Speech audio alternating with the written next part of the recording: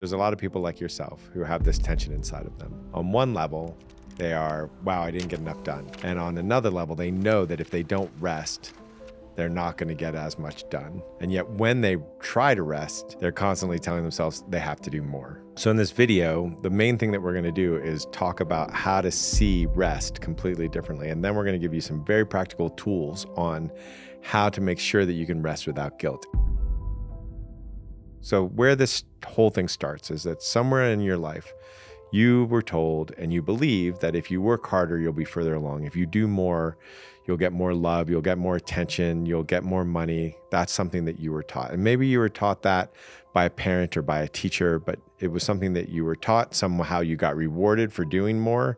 So it paid off in some way, and then you believed it. But if you really look at the way the world works, it's not the case. I know people who I've worked with that are billionaires who really literally made 2 or 3 good business decisions that took them no more than 4 weeks to become that billionaire because they were investors and they didn't have to do a tremendous amount. I know other people who worked their butt off day after day and they're still just keeping the checkbook kind of even, and all that hard work that they put in day after day hasn't paid off in the same way. We all see that there's ways that people have figured something out that doesn't require hard work. And it's in every aspect. Now, obviously, hard work is required for some things, but it's also not the case that more hard work gets you even further along, right? It's the approach as well. There's this great musician who talks about how he became one of the world's best jazz players. And it wasn't just how many hours he put in, though he did put in hours, but what he did was that he learned how to fall in love with practice. And so his practice wasn't about getting better. His practice was like brushing teeth. It was something that was supposed to feel good both in the moment and that would make you feel better in the long term. And that approach made a huge difference rather than beating himself up for not practicing enough, because once you beat yourself up for not practicing, then it's harder and harder to practice. It doesn't work as compared to somebody who is not beating themselves up. So it's not just how many hours you put in, it's how you approach it that makes you successful. So once you realize that that thing that you were taught, that the more effort you put in, the more valuable you are, the more you're worthy, and you start to see that, oh, there's a certain amount of effort that I can put in that's the optimal amount of effort. So quickly to understand that, if a basketball player worked out 24 hours a day, they clearly are not going to be the best basketball player. They're going to be crippled, right? That they're not going to actually even be alive. So there's a certain amount that you can work and there's a certain amount where you can't work because you need rest. And you need rest physically so that your muscles can recover, but you also need rest mentally so that you can learn, so you can process the information, so that you come at it fresh, so that you have the right energy.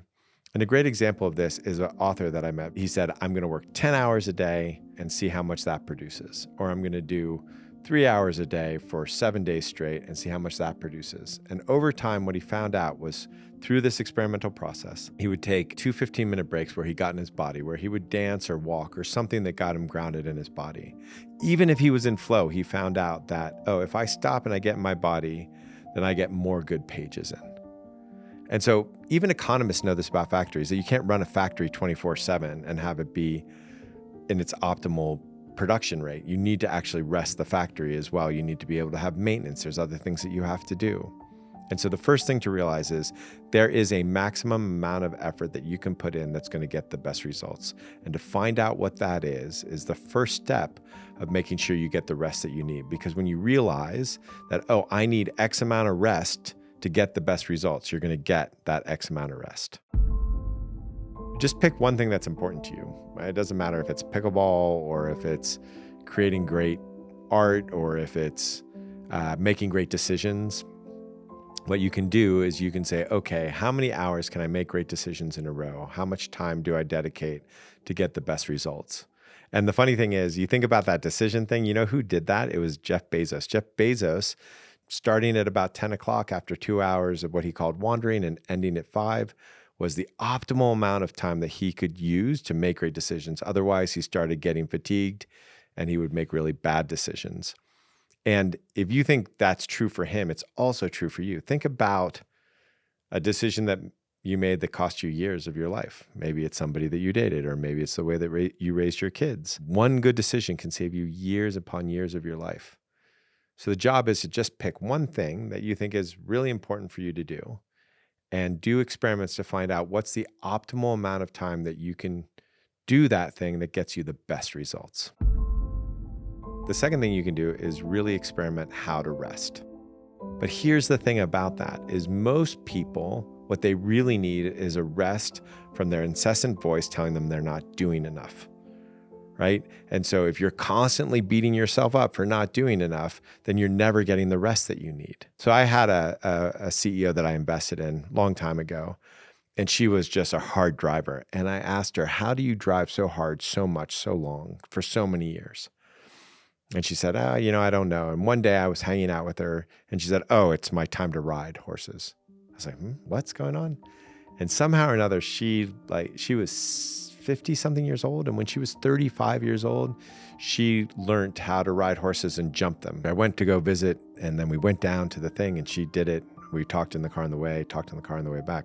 But I noticed when she was on that horse, she couldn't think about anything but the horse. 45 minutes straight, she didn't think about work. She didn't think about herself. She didn't beat herself up. She didn't drive herself. And it gave her enough of a break so that she could be revitalized at the end of it and then go back to work. And that was her way of really getting rest, and her way of stopping that incessant negative voice in the head, which was constantly riding her, which gave her no rest whatsoever. Some rest is best done as exercise, and some rest is best done as being still, and some rest is meditation, and some rest is hanging out with friends. Different kinds of rest get you different results. And sometimes you need one kind of rest, and sometimes you need another kind of rest. So identifying the rest that gives you the best results is a wonderful thing to do. So here's a really simple, easy way for you to get the rest that you actually deserve. And here it is. As you're sitting there, close your eyes right now and listen to the voice in your head. Listen to how you're speaking to yourself.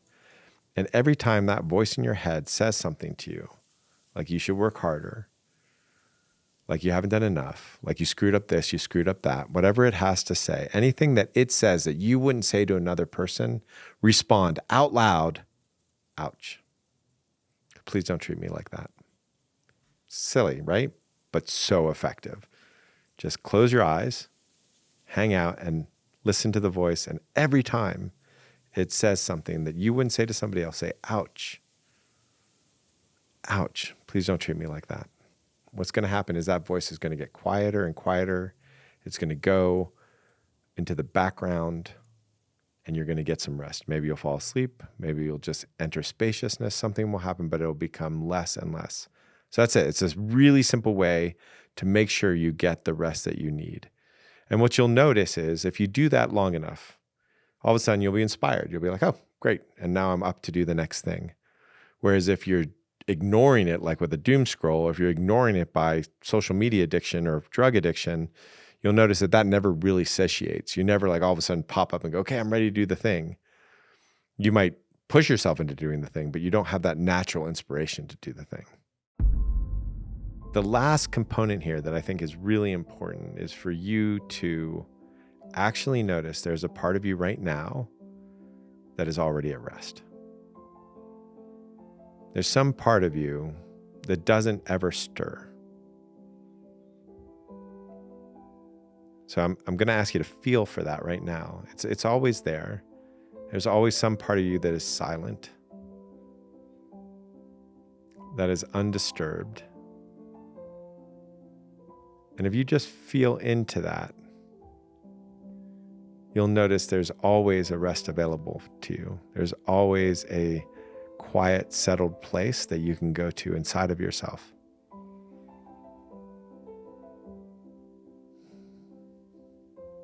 It's just that easy.